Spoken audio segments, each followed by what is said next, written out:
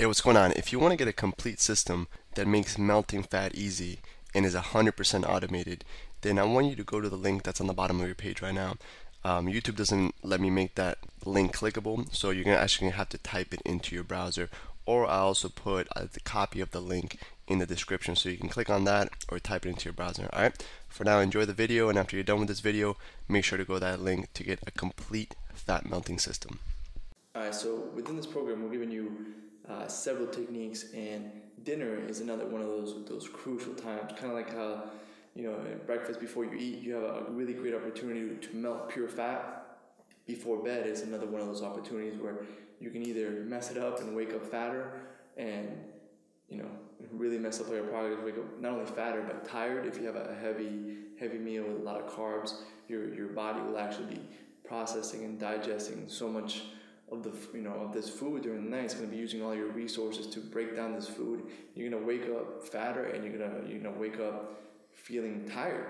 So this concept, and when you follow the simple steps we're going to give you in this video, you'll not only have a great opportunity to wake up and melt pure body fat, because while you're sleeping, you actually your body's repairing and taking all the garbage out and cleansing everything and just recharging you for the day. You're going to be able to melt pure fat, but you're also, more importantly, going to wake up with a lot more energy. When you follow these rules, and when you use this, the 12-hour rule that Jason's going to talk about in just a moment, you'll be able to wake up feeling refreshed, energized, and you'll step on the scale, be lighter if it's time to weigh yourself. So let me get this straight. They're gonna sleep better. Yes. They're gonna wake up with more energy.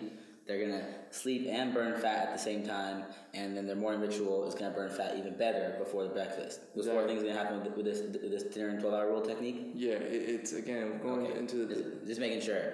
Yeah, it's the same thing we keep talking about, which is all these techniques are going to stack together.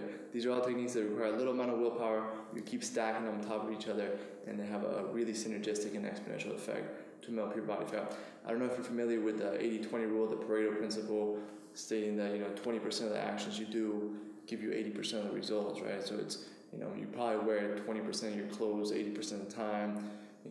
20% of the salespeople make 80% of the sales for companies, and this guy did research, and the 80-20 rule spans in all kinds of areas in your life. This before bed is one of those 20% that give you the most benefit. So instead of being one of those people at the gym where you're sweating bullets and you're going really hard and being a cardio bunny and exerting your energy and giving your all, instead, be strategic and use this time before bed to really wake up feeling lighter and feeling better. So we're going to go over now the simple meals that we recommend, and the simple rules that we recommend before going to bed. Number one is you really, before bed, you want to tone down the amount of carbs that you eat. I'm sure you might have heard this rule before, but we really want to emphasize it. And how many carbs do you think they should have before bed? Approximately. If you're gonna have carbs before bed, I recommend somewhere around 20. But there's 2 angles you can take this. You can take the more drastic angle where you're gonna do no carbs, as far as sweet potato, none of those kind of things, and you're just gonna do protein and veggies, and the veggies is where you're gonna get your carbs from. And this is advanced and a little like a streamlined approach to burning fat a little faster.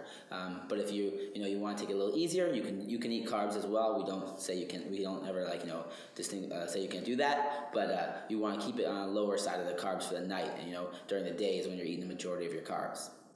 And again, like we're always reiterating, we want to steer clear from processed foods. I mean, with all our meals, with all our snacks, we want to stay as true to unprocessed, fresh foods. That are part of the foods that are refrigerated and that will go bad. The quicker the food goes bad, the better. And we don't want to be taking things out of plastic wrappers to eat them for dinner or lunch or even breakfast if we don't have to. Yeah, and staying away from processed foods goes back to what I was saying earlier, where if you eat processed foods before bed, you're going to spend the majority of your time, trying to break that food down while you're sleeping, and you're actually going to wake up tired. So it's very important. There's another one of those critical moments where if you're going to have processed foods, have it early in the day. Obviously, ideally, you don't have anything. If you're bending with the processed food, that's fine. But ideally, you want to, before bed is one of those very critical moments that you want to be as perfect as possible. And again, with the tired issue about waking up tired, is your body usually runs on cycles. Your whole body, every your organs, different muscles, everything. Your body runs on cycles. So your digestive tract runs on a cycle. When you're more active with your eating, which is throughout the day, through breakfast or dinner, your digestive tract is more efficient. So that's one of the reasons why when you go to sleep and you pack your body with processed foods, which processed foods are a lot harder to digest, that you're not digesting them, your body's working really hard to break these things down because your digestive tract is not running properly. It's like a bunch of tongue twisters going on here. So that's another reason, and it's one of the main reasons why you'll sleep better and you'll wake up with more energy, because your body's not working as hard to digest these unprocessed and these foods that your body is not used to eating. All right, so here's some specific recipes you can do. During the dinner time, we want to stick with the lean proteins as well as the healthy fats. Something like a fish with avocado and some veggies, whether it's broccoli, asparagus, maybe a little coleslaw. And we really want to stay as far away from the carbs as possible, and we want to replace the carbs at nighttime with a little bit of fat. We can eat things like, for carbs, we can eat things like sweet potatoes. For fats, we can do things like coconut oil, we can do avocado. What other fats you got there? We got olive oil, we got a little bit of almond butter maybe. We got... You can do nuts. Obviously all the nuts come from it. That's where the coconut oil and the almond butter comes from. But basically with the fats, Hey, what's going on? If you're enjoying the video so far, do me a huge favor and click on the like button below. You'll get your good deed for the day out of the way. It helps me out a lot. Also, go ahead and subscribe and leave a comment. Something as simple as good video or I enjoyed the video. It really helps me out with YouTube. Alright, here's the rest of the video. Just like we'll tap into the fats a little bit. Fats are not bad at all. They're actually really good for you. Your brain runs off pure fat, which is lipids. But fats, there's two different types of fats, and we want to stay away from one, and we want to be on the other one. And things like like how avocado is packed with fat, that's good fat, and we want to be on that. Sometimes I'll hear people like, no, you don't want to eat avocado, it has loads and loads of fat, but it's really healthy fat. Again, if you eat 3 avocados a day, it's too much. Everything in moderation, it's bad for you. But the fats that are in candy bars and processed foods, those are not good fats, and those are not doing anything for us except stacking on our our rolls on the side of our stomach. All right. So good fat and bad fat, big distinguish. We gotta make sure we distinguish those two things, and make sure we are eating the good fats because they're good for us. They help us run better. They help our body process food and work as a better machine to eventually get lean and get that automatic 6-pack. All right, so I know that before bed is one of those moments where some people use food before bed as kind of a sleeping pill. So they eat a lot, and then it'll actually put them to sleep. So if this is you, it's good to find certain foods that put you to sleep. Okay, if I'm having one of those moments, usually I can go to sleep no problem. But if I'm having one of those nights where I'm just tossing and turning, you need to have a real, healthy snack, something 100 to 150 calories, where you can just eat it, kind of, get your stomach to calm down and go to sleep. So have that emergency snack, so you don't, wake up in the middle of the night and just stuff a bunch of food in your mouth. For me, if I have one of those nights I can't sleep, I have a little bit of yogurt with a banana or half a banana, depending on what it is. Again, I get satisfied. It's just something to stop my stomach from rumbling, and I go back to sleep, and I wake up feeling great, just fine with that little snack. And remember also that after dinner is a snack time. So dinner you're eating really clean, and as well with the snack you're going to eat good as well. And then after that you're getting into our 12-hour rule. And the 12-hour rule is just going to work like we keep on saying. It's going to work synergistically with everything else. It's going to help you burn fat throughout the night. And then on top of that, when you get up and you do the morning ritual and your breakfast, you're going to be burning even more fat. So the 12-hour rule is just. The 12-hour rule stands for the last meal of your day and then the first meal of your day are going to be 12 hours apart, right? So if you have dinner at 10 p.m., your first meal is going to be at 10 a.m. Yeah, it's just basically whenever you ate last, or whatever. If you had a banana at 11:30 p.m., you're not going to be able to eat another drop of food or another grain of food until 11:30 a.m. So it's very simple. You're just doing 12 hours between last food consumption to first food consumption, and that's going to allow your body to burn through all your glucose, which is your the carbohydrates that you're eating throughout the day, and get into the second line of energy, which is your stored fats, and it's going to eat away those love handles throughout the night. Yeah, and as well as breakfast too. So sometimes I'll eat at 11, and instead of waking up and eating whenever I wake up, I know that I had my last meal at 11.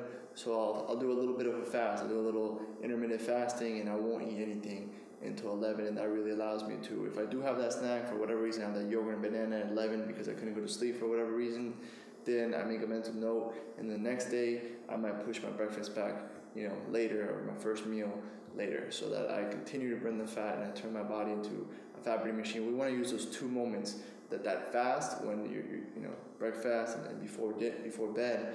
Those are critical moments to burn pure body fat. Most of the day, you're kind of just speeding up your metabolism and giving your body fuel. That gap right there is really where you're going to be melting pure fat from your body and stripping blocks of fat, week after week, so that you get ripped and you start seeing your six-pack in no time.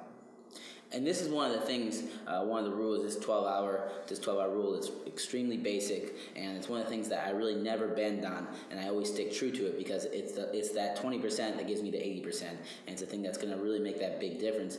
And it's something that humans have been designed to do and have been doing for centuries now, and just recently, since we have this modern technology and fast food chains, all these things open 24/7, we haven't been sticking to it. But back in the day, let's go back into the caveman days. If sunlight was out, we were more active. Obviously we can't see in the dark. We're not nocturnal, so we're active. We're eating. We're building. We're doing something. It's nighttime. Around 7 p.m., 8 p.m., depending on the daylight saving time or whatever that is. And then you stop eating. You go to sleep and it gets dark, and you wake up. When it gets light again, which is again between 7 a.m. and 7 p.m. So you have that 12-hour gap. Where you're sleeping and relaxing and not doing much. And then when you get up and the light comes out, you eat and you get active again. And you start eating. So the fasting is totally natural, and that's how our bodies were designed, so they can clean out, and again we can stay lean and mean and trim and get that automatic six-pack. Beautiful. So implement the 12-hour rule. You'll have a little report underneath this video with sample dinners. Have that emergency meal, that emergency snack, whether it's yogurt, banana, whatever will help pull you to sleep. Some people like turkey, whatever it might be for you, and make sure you don't break this one rule. This is really one of those critical ones, like Jason said. It's a 20% that gives you 80% of the result. So make sure you make this one of your top priorities, following the 12-hour rule, making that gap between dinner and breakfast 12 hours and not breaking that no matter what. All right, that's it for this video. We'll see you on the next one. Real quick, one more thing before you go. I want to make sure you know that there is no correlation between how hard you work and how much fat you melt, or how much muscle you build. All right, there's enough science, enough data out there that there's absolutely no correlation between hard work and results. All right, there's a difference between movement and achievement. All right, if you want to learn my best tips, what I call the 5% hacks that allow you to get maximum results, maximum fat loss, maximum lean muscle gain, I want you to go to the link that's on the bottom of this page, or you can click on the link in the description. All right, you're going to get a complete system for melting fat in an intelligent and streamlined system. I'll see you there.